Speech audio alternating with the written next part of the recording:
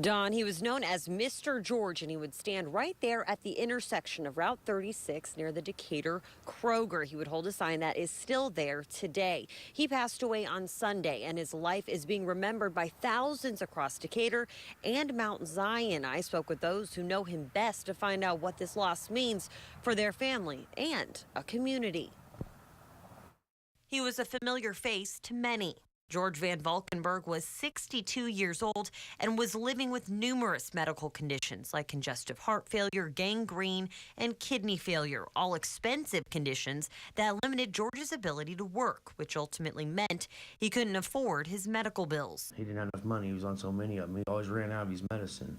Yeah, and I think it's important for people to know, too, that, they think that he's out there because, begging for money or that he needed alcohol and things like that. The sign said, work, because, he could only be on his feet for a couple hours at a time. He was asking for work of any kind that he could help. George's son Donald and daughter Lonnie said at times he would have to choose between what prescriptions he needed. Sometimes there were days where he couldn't even get his medication. Not all of them. He's going to have to pick and choose what he needs at that time, what's most important at that time.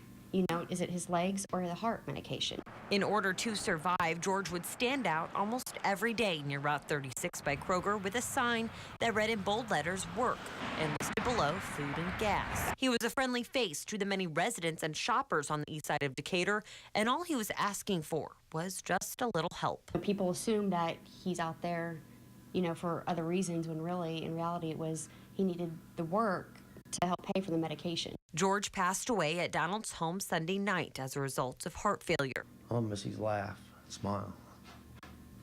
He was always a funny guy.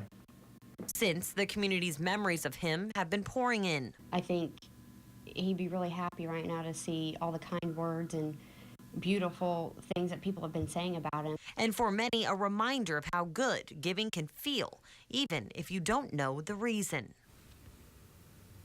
Tomorrow from 11 to noon, there will be a ceremony for George at that intersection. You can join the family as they release balloons in his honor.